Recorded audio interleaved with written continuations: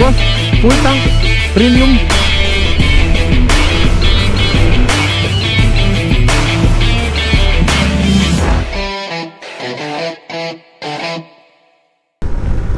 What's up mga kosa? Isa na namang the best na araw.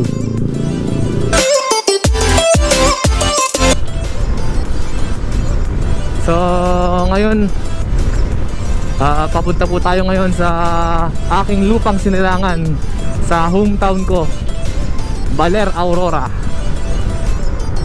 So nandito tayo ngayon sa Road 10 dito sa Tondo, Manila.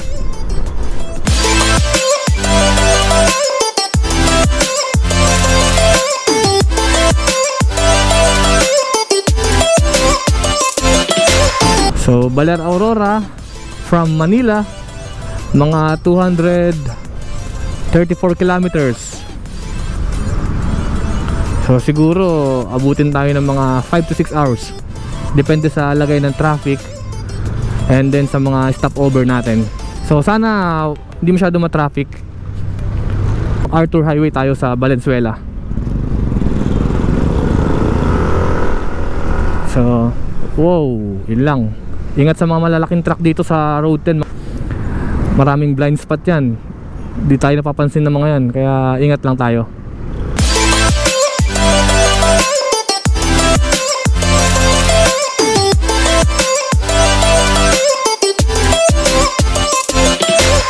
So nandito na tayo ngayon sa MacArthur Highway.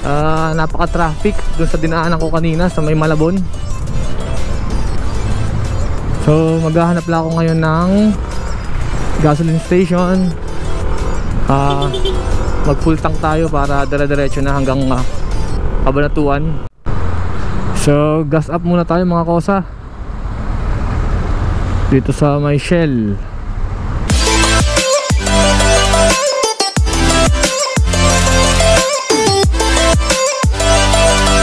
So okay na, let's go mga kosa. Bakbak na ulit. Wow!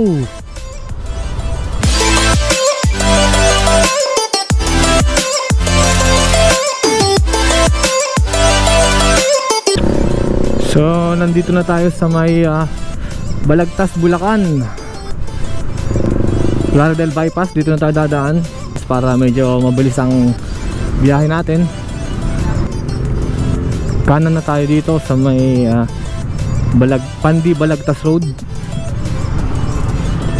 Tayo ngayon sa may Bypass Road. So dire-diretso na tayo dito. Sana hindi ma-traffic dito para hanggang San Rafael, Bulacan. Doon na labas natin.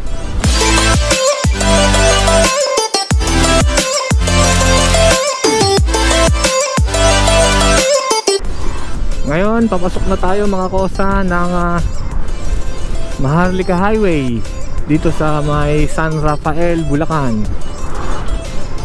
So hindi na natin dinaanan yung bayan-bayan ng Bulacan, Plaridel, yung mga yan ba. So dito tayo, napakagandang tulong na itong Plaridel Bypass na to. Napakabilis ng biyahe, pero ingat lang tayo mga kosa kasi maraming truck na dumadaan. Ayan, ingat-ingat lang.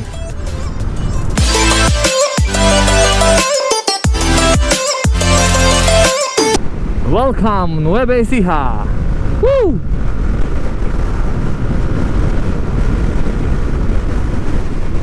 Ayan na, Gapan City na. Gapan. So medyo nagugutom na si Stokwa. Siguro doon na lang tayo kakain sa ano bago umakyat ng bundok ng Pantabangan.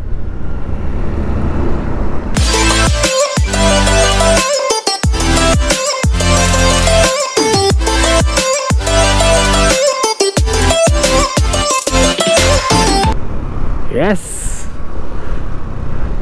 Cabanatuan na tayo. Konti na lang.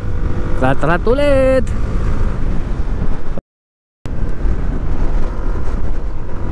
Pasok na tayo sa Cabanatuan. So mayroon ditong isa ring bypass para hindi ka na pumasok ng mismong bayan ng mismong city.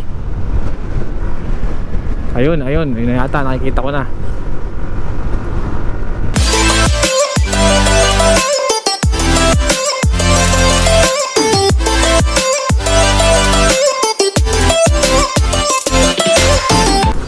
So ito na yung papuntang Pantabangan. So diretso na tayo dito. Ito yung papuntang Rizal, Nueva Ecija.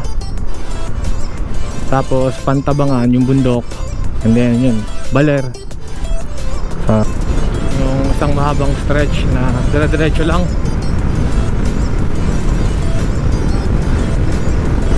Sana ganun pa rin, hindi masyado maraming sasakyan. Tsaka nako, sana makapag-gas ako dun sa bago umakyat ng bundok. Sana bukas yung Shell gasoline station dun, kasi dati dumaan kami dun gabi, sarado na. Sana bukas hapon pa lang para dun na tayo kapag-gas bago umakyat ng bundok.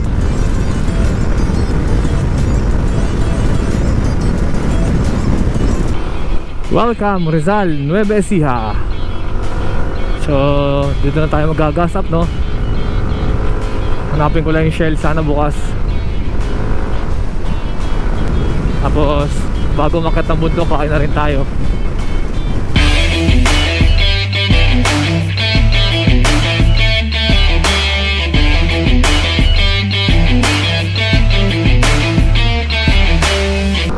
Yan, nakikita ko na yung Shell ngayon. So mag-gas up muna tayo. From Valenzuela, 3 bars ang nabawas sa atin kanina. So tingnan natin kung ilang litro yun. Premium full tank, boss.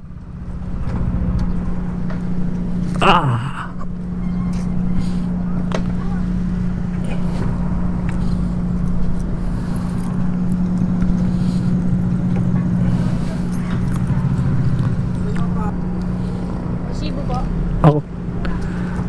Kahit hindi na, boss.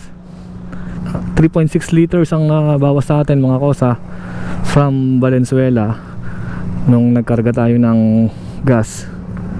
So yun, 184 pesos. So okay na tayo, makapag-gas up na tayo.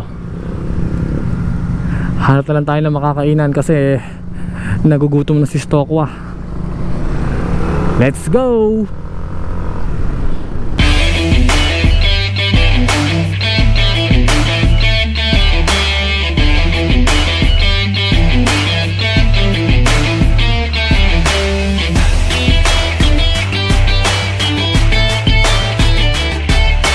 Kita ko dito Kuyas, Kambingan and Lutong Bahay. Siguro try natin kumain dito kasi wala na makakainan eh. Ito na lang, subukan ko. Mukhang okay naman dito. Sana masarap ang pagkain.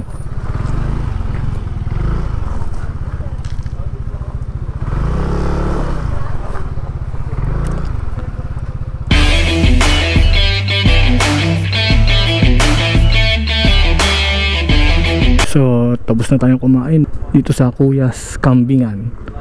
Palis na tayo. Okay naman yung pagkain nila, masarap naman yung sinampalukan. Diretso Baler na tayo.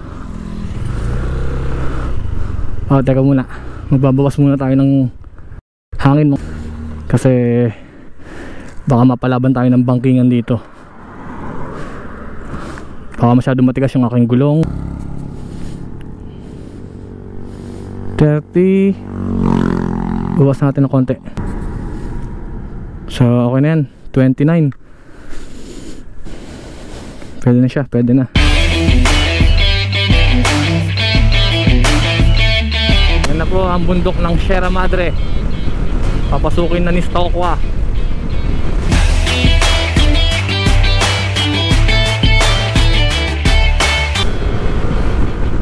Wow, ang ganda ng view. Ganda ng view mga kosa. Yung Pantabangan Dam. Baler, 46 kilometers. Okay. Welcome to Maria. So let's go. Wow, ganda.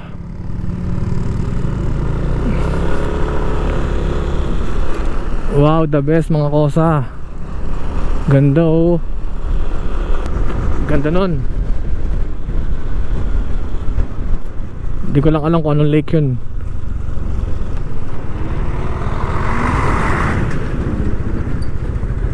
So masyadong maliit yung daanan, isa-isa lang.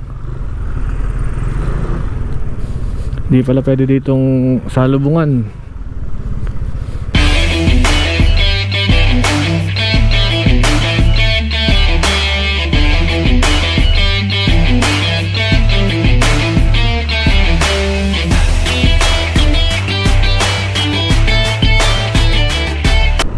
Wow, nandito na tayo ngayon sa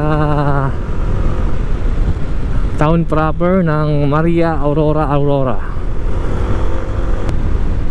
After nitong bayan na to is Baler na. So ayun, so crossing na to, kaliwa to Baler.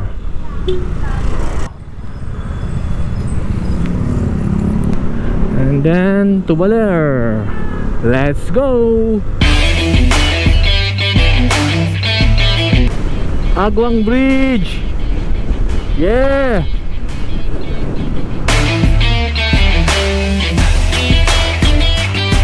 Papasok na tayo sa Baler Town proper. Ito na yung barangay Buhangin kung tawagin. So ito na yung Baler Town proper. Rams Tapsilog, mukhang masarap kumain So ito yung Quezon Park. Ayan oh, ayan si President Manuel Quezon sa gitna, at Museo de Baler nandyan. Ayan, Baler.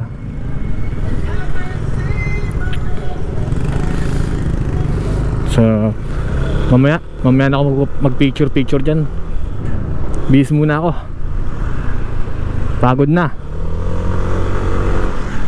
So dito tayo sa papuntang Sabang Beach, kung saan nandyan yung maraming nagsasurfing. At ito na yung barangay namin kung saan ako lumaki, yung Barangay 5. So dito na kami, malapit na kami. Pagod. Day 2. What's up mga kosa? Good morning. Isa na naman pong the best na araw. So ngayon nandito tayo sa barangay namin, Barangay 5 sa Baler Aurora. Pupuntahan ko lang yung may malaking nakasulat na Baler kasi hindi ko napuntahan siya kahapon. Napalaban na agad tayo ng inuman. Picture lang para may remembrance.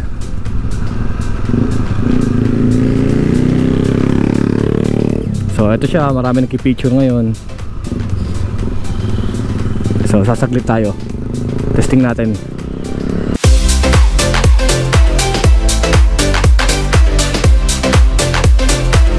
So ngayon mga kosa, dito tayo sa Quezon Park. Tingnan natin yung rebulto ni Manuel Quezon, ni President Manuel Quezon. Itong kubo na to parang replica. Yan yung replica ng bahay dati ni Presidente Quezon. So tingnan natin, gawa siya sa pawid or nipa. Ito yung entrance ng bahay, may nakasulat na Casa de Maestro Lucio.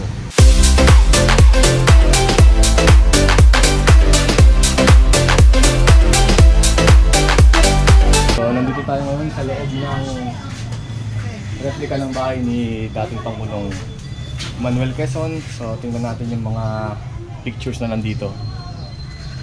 Yan, ito si dating President Manuel Quezon. Ito siya pinanganak sa Baler, Aurora. Nakita na natin yung loob ng bahay. Labas naman tayo. Ito yung statue ni President Quezon. Yan. Ito si President Quezon. Nakaupo sa kanyang trono. Ito naman, punta tayo sa may Museo de Baler. So, ito yung Museo de Baler.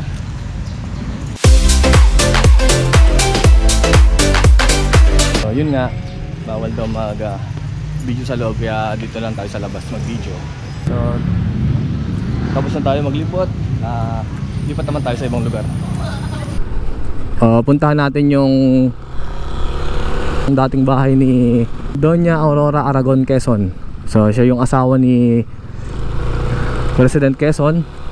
So ito mga kosa yung bahay ni Doña Aurora Aragon Quezon.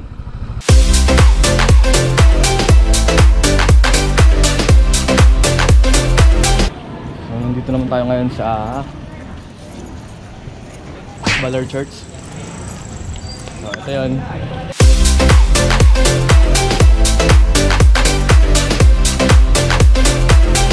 One eternity later. Punta naman tayo sa Sabang Beach mga kosa. Let's go! Tingnan natin ang surfing area dito sa Baler, Aurora.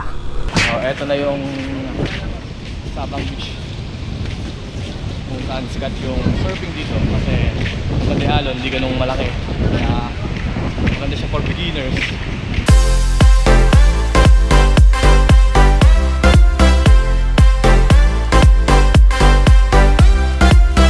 So mayroon din dito mga naka-standby na police para sa safety ng mga naliligo.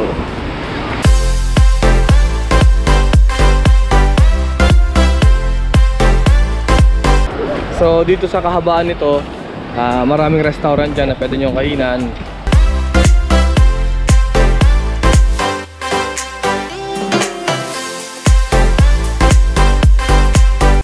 Dito may bilihan din dito ng mga t-shirt. Ayan o.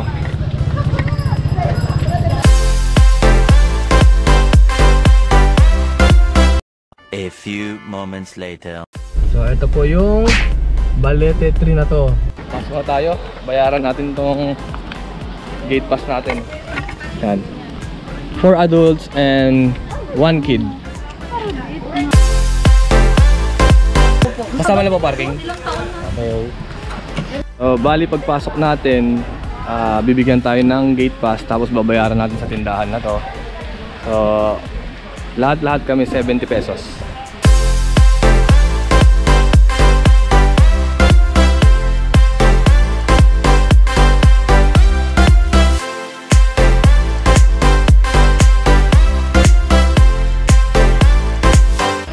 Try natin pumasok dun sa loob, pinakaloob niya. May entrance dun. So may bayad lang 10 piso. Let's go! Entrance fee 10 pesos.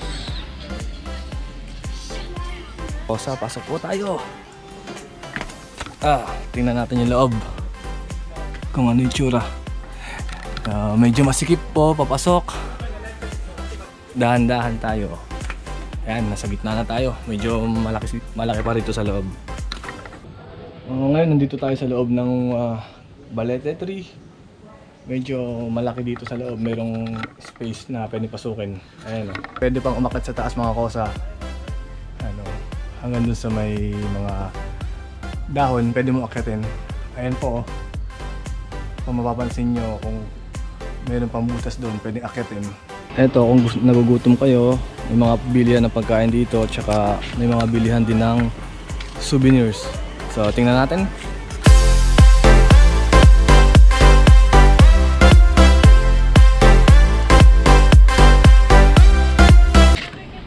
So, tapos na tayo dito sa Balete 3. Lipat naman tayo ng ibang lugar. Let's go! 2 hours later. Yung hanging bridge dito sa may Baler. So try natin umakyat doon sa may hanging bridge. Let's go!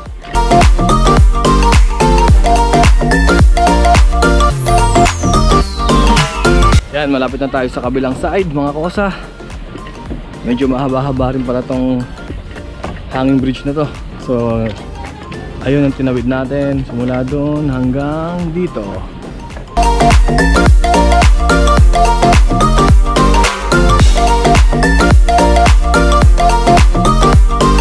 A few moments later. So nandito tayo ngayon sa may Ermita Hill. Kasama ko pa rin ang mga Tita Stokwa. So let's go!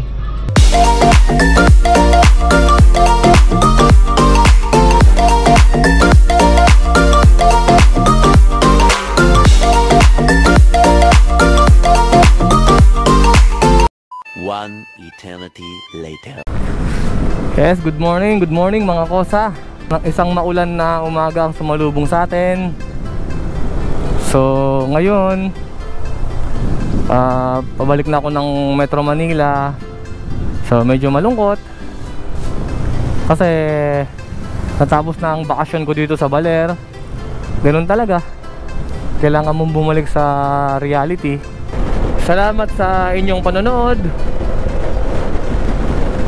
Sana mayroon kayong konting nakuhang idea kung ano ang meron dito sa Baler at kung paano pumunta rito sa Baler.